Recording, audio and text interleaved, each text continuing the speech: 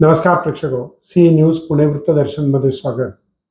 आंबेडकर जयंतीचे निमित्त साधून पुण्यातील दांडेकर पूल येथे बुद्धाच्या जीवनातले प्रसंग चित्ररूपानं विविध पद्धतीनं विविध कलाकारांनी त्या ठिकाणी सादर केले आहेत। ते आपण सर्व नागरिकांनी सहज पाहावेत आणि पुण्यातल्या या कलाकृतीचा आनंदही घ्यावा।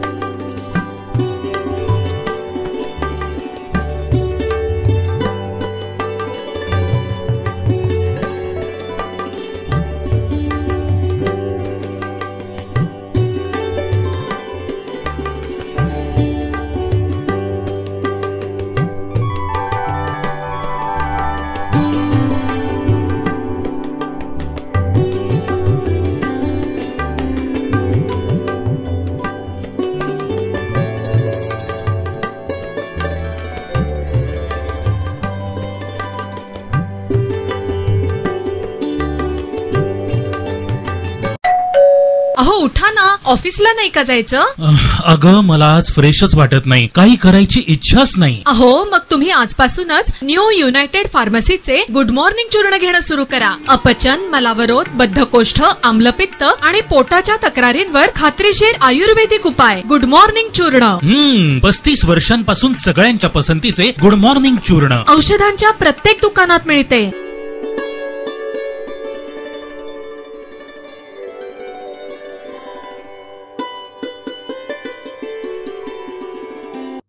महापुरुषांच्या संयुक्त जयंती निमित्त 13 ते 19 एप्रिल दरम्यान रंगणार जागर संविधानाचा, परशुराम वाडेकर यांची घोषणा।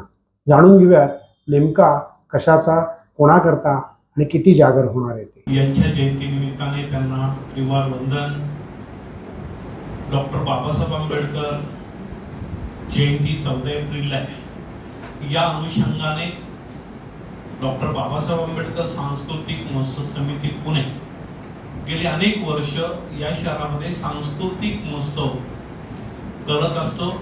करत आहे। या सांस्कृतिक महोत्सवामध्ये छत्रपती शिवाजी महाराज, क्रांतिबा ज्योतिबा फुले आणि विश्वभूषण डॉक्टर बाबासाहेब आंबेडकर यांच्या संयुक्त जयंती निमित्ताने संविधानाचा जागर अशा या शीर्षकाखाली संविधानाला 75 वर्ष पूर्ण झाल्यामुळे यावेळेचे सगळे कार्यक्रम भारतीय संविधानाला समर्पित करून आम्ही करत आहोत। यामध्ये 13 तारखेला डॉक्टर बाबासाहेब आंबेडकरांचा जन्मदिवस मोठ्या उत्साहाने आतिषबाजी करून आम्ही करणार आहोत। त्यामध्ये दुसऱ्या दिवशी 14 तारखेला या महामानवांच्या जयंतीचा मोठा जल्लोष होणार आहे। 15 तारखेला भारूड हे निराताई भूमप यांचं भारुडाचा कार्यक्रम आहे। 16 तारखेला वी द पीपल्स हा कार्यक्रम आहे। 17 तारखेला प्रशांत महादेव खांडेकर यांचा थेट तुमच्या घरातून हे नाटक आहे। तसेच उदय साटम यांचं गौरव संविधानाचा हा कार्यक्रम आहे। आणि होम मिनिस्टर हे सध्या लोकांना आकर्षित असतं, परंतु आमचं होम मिनिस्टर हे महापुरुषांच्या प्रश्नावर आणि संविधानाच्या प्रश्नावर उत्तरावर आधारित असं होम मिनिस्टर असणार आहे। आणि म्हणून या ठिकाणी हा संविधानाचा जागर, हा संविधानाला समर्पित असणारा महापुरुषांच्या जयंतीचा कार्यक्रम गेल्या एक आठवडा 13 ते 19 या दरम्यान घेत आहोत। तसेच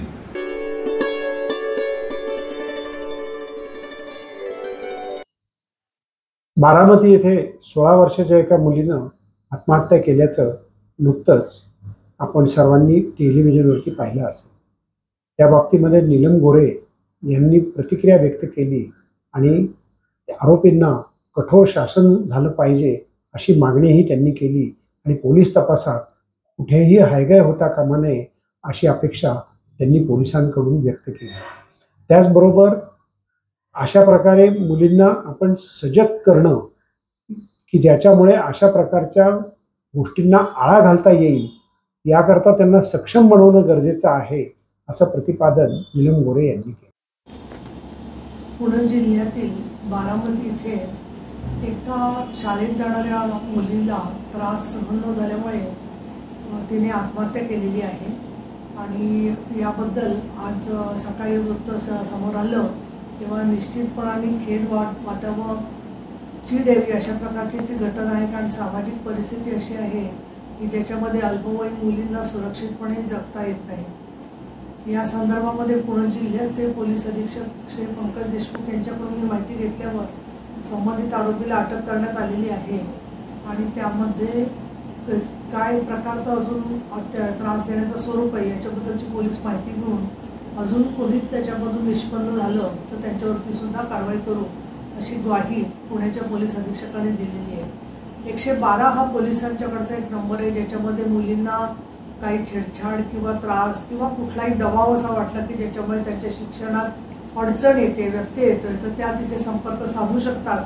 तर माझं आवाहन आहे की अशा प्रकारच्या घटना घडता कामा नयेत.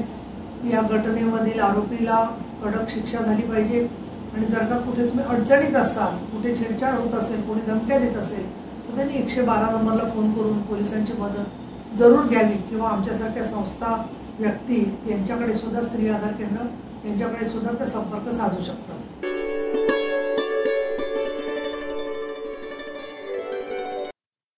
MPSC मुलांनी पुण्यातील नवी पेठेमध्ये एक आंदोलन केलं. देशाच्या उद्या प्रशासकीय सेवेमध्ये येणारी ही मुलं आज आंदोलनाच्या पवित्र्यात का गेली, नेमक्या त्यांच्या अडचणी काय आहेत हे शासनानं समजावून घेतलं पाहिजे आणि ते सगळं समजावून देण्याकरता त्यांनी काल त्या ठिकाणी आंदोलन केलं. आज सकाळी शरद पवार यांच्याबरोबरही त्यांची बैठक झाली आणि MPSCच्या परीक्षेच्या मुख्य कार्यालयाशी त्यांनीही संपर्क साधला.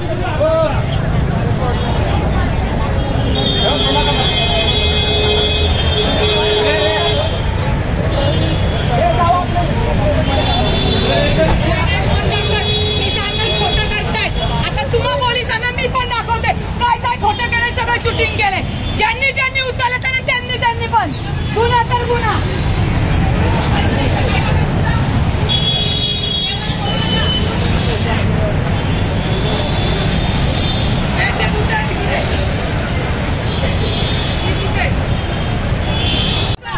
खूप झालं मॅडम, म्हणजे खूप झालं तुमचं. आता करणारच आहे मी गाडी करा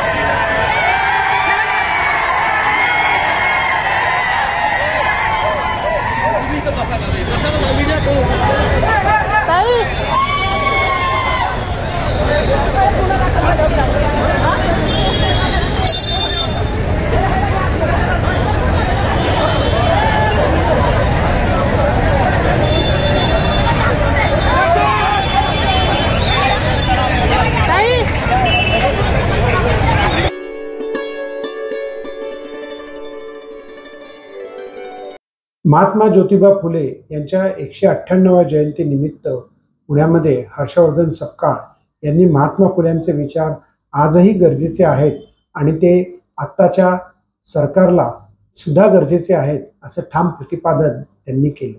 जाणून घेऊयात काँग्रेसचे महाराष्ट्र प्रदेश अध्यक्ष हर्षवर्धन सपकाळ. याची ज्योत शेवट ठेवण्याचं किंबहुना हस्तांतरित करण्याचं काम महात्मा ज्योतिबा फुले तथा फुले दाम्पत्यांनी केलेलं आहे. आजही शेतकऱ्यांचा असूड हा तेवढाच आपल्या सगळ्यांसाठी रिलिव्हंट आहे, प्रासंगिक आहे आणि त्यासोबतच महिलांच्या संदर्भातील धोरणं ही आजही त्यांच्याकडून आपल्याला सर्वांना शिकायसारखी आहे. महात्मा ज्योतिबा फुलेंचा वारसा आणि वसा आहे हा बहुजन समाजालाच नव्हे तर आपल्या सर्वांना पुढे घेऊन जाण्याची आवश्यकता आहे. मात्र महात्मा ज्योतिबा फुले, सावित्रीबाई हे दोघंही ज्या प्रवृत्तीच्या विरोधात लढले त्या प्रवृत्तींनी आज पुन्हा एकदा डोकं वर काढलेलं आहे. त्यामुळे चतुर्वर्णामधली व्यवस्था पुन्हा लागू करायची आहे.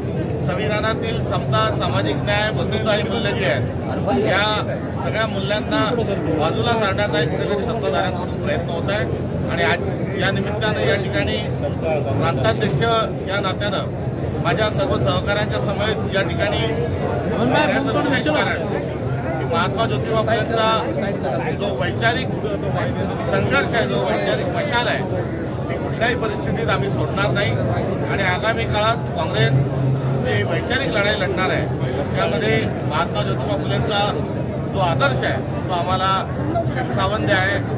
एवढंच आज अभिवादन करत असताना या निमित्तानं आपल्याला सांगायचं आहे.